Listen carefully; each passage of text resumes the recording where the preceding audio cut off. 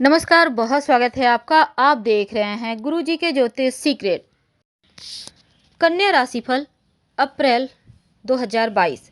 अप्रैल के महीने में हो रहे हैं ग्रहों के बहुत बड़े बदलाव, बहुत बड़ी हलचल, क्योंकि 9 के 9 ग्रह इस महीने में राशि परिवर्तन करेंगे।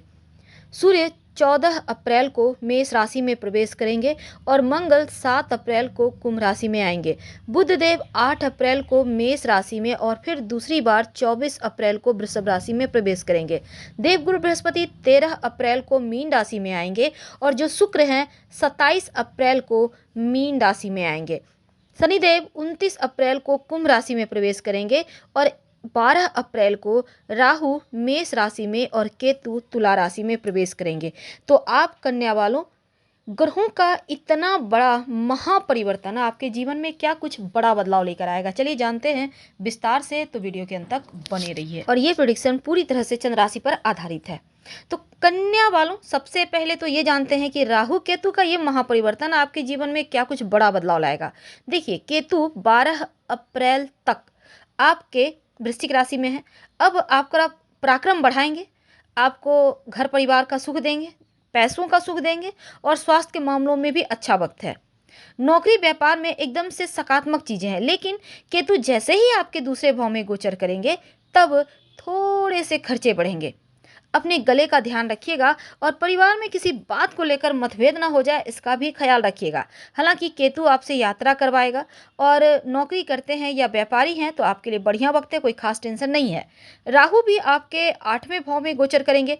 तो क्या होगा, इस समय आपका जो दिल दिमाग है, मन है, कुछ ऐसी रहस्य की तरफ बढ़ेगा जो जिसको हम कहते हैं गूढ़ रहस्य।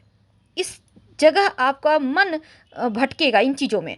व्यापार नौकरी में आपको मेहनत करना होगा और मेहनत से फल मिलेगा। बस इस पीरियड में राहु कहता है कि थोड़ा सा स्वास्थ्य का ध्यान रखें, तो आपको कुछ बातों का ध्यान रखना होगा। अब जानते हैं कि आपके लिए कन्या वालों, आपके जीवन में शनिदेव का पंचम भाव में, पंचम एवं छठे भाव के कारक होकर विद्यमान है। तो जो विद्यार्थी उनके लिए ज़्यादा अच्छा वक्त है, शत्रुओं पर विजय प्राप्त कराएंगे और बीमारी या तनाव से थोड़ा सा बचाएंगे, लेकिन फिर भी कुछ मामलों में आपको अपने स्वास्थ्य का भी ख्याल रखना चाहिए। देवगुरु बृहस्पति आपके शुरुआत में आपके छठे भाव में है, यानी कि 13 अप्रैल तक। इसके बाद वो राशि परिवर्तन करेंगे। तो देखिए, यहाँ पर बृहस्पति आपके जब सप्तम भाव में जाएंगे तो एकदम से बढ़िया वक्त है, क्योंकि इस समय अपने घर परिवार के लोगों के साथ आनंददायक समय या सुखपूर्वक समय व्यतीत करेंगे। आप यात्रा भी करेंगे तो बहुत खूबसूरत, एकदम से सुकून देने वाला।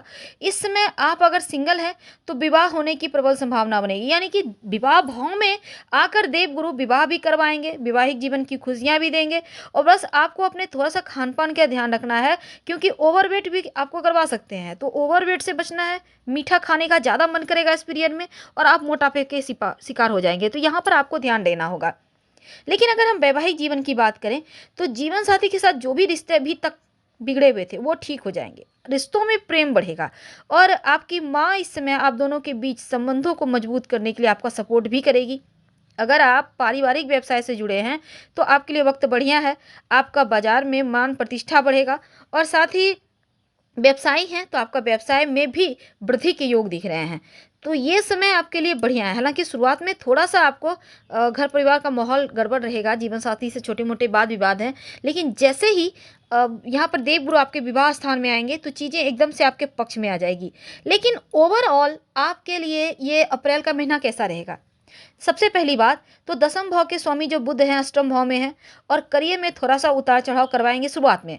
सूर्य के सप्तम भाव में गोचर से क्या होगा, जो कारोबारी हैं, जो विदेश कारोबार से जुड़े हैं, उनको सफलता ज़्यादा देगा। और जो विद्यार्थी हैं उनके लिए पंचम भाव में शनिदेव के साथ मंगल होने से फायदा भी हो रहा है। अब जो छात्र हैं, पढ़ाई लिखाई में मेहनत है लेकिन इसका लाभ मिलेगा।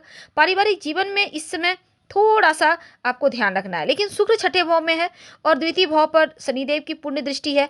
तो जो पारिवारिक संपत्ति प्रॉपर्टी है, इसको लेकर भाइयों से छोटे मोटे मनमुटाव हैं और पंचम भाव में शनि के साथ मंगल की युति है तो लव लाइफ में छोटे मोटे तनाव भी रहेंगे। हालांकि अगर आप आर्थिक स्थिति की बात करें तो शुक्र के छठे भाव में स्थित होने से धन भी देगा और छठे भाव में शुक्र ग्रह के मौजूद होने से छोटी मोटी बीमारियों से भी आपको निजात मिल जाएगी। लेकिन अगर हम आपके कार्य क्षेत्र की बात करें, आपके नौकरी व्यापार की बात करें, तो देखिए दसम भाव के स्वामी बुध सप्तम भाव और फिर अष्टम भाव में क्रमशः गोचर करेंगे। तो आपके कार्य क्षेत्र में छोटे मोटे उतार चढ़ाव हैं और जो लोग जॉब करते हैं दफ्तर में थोड़ी सी चुनौतियां रहेंगी। आपके जो सहयोगी हैं, जो आपके वरिष्ठ अधिकारी हैं, उनसे आपकी थोड़ी सी टेंशन दिखती है। और दफ्तर में अगर आप यानी कि जॉब करते हैं तो थोड़ा सतर्क रहिएगा, क्योंकि थोड़ी बहुत वाद विवाद की संभावना है। तो वाणी पर थोड़ा कंट्रोल रखें और अपने व्यवहार को खराब मत होने दीजिए, वरना आपका ही नुकसान होगा। छठे भाव में देवगुरु बृहस्पति का दसम भाव में पुण्य दृष्टि देना सरकारी क्षेत्र में जो लोग जॉब करते हैं उनके लिए बढ़िया है, प्रमोशन के योग बनेंगे।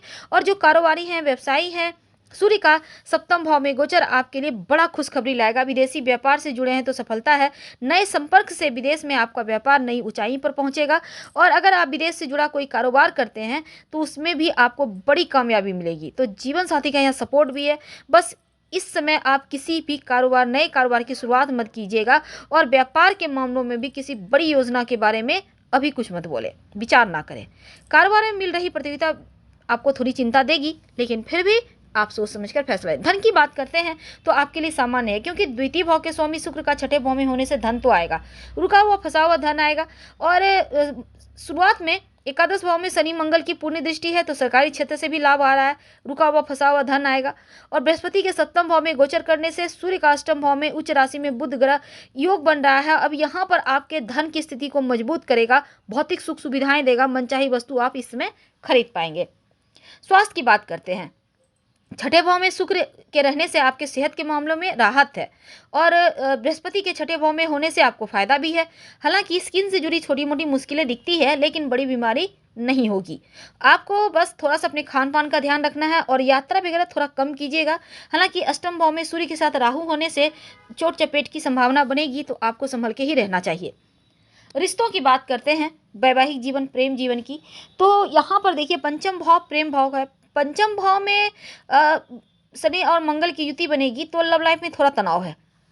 हालांकि ये मनमुटाव लंबा नहीं चलेगा, लेकिन थोड़ा सा अहंकार है तो झगड़े लड़ाई से बचें, खुलकर बातें करें।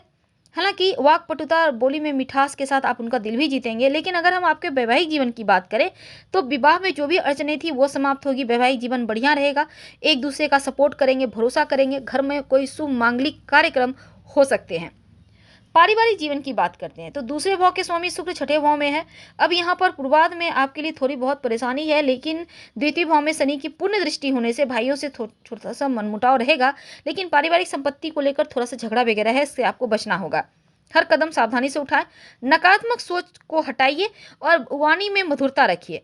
वैसे घर के बड़े बुजुर्गों का विश्वास भी आपको मिलेगा। और यहाँ पर बृहस्पति सप्तम भाव में आने से, सूर्य अष्टम भाव में गोचर करने से द्वितीय भाव को देखेंगे तो धीरे धीरे पारिवारिक स्थिति बढ़िया होगी और प्रेम भाव रहेगा।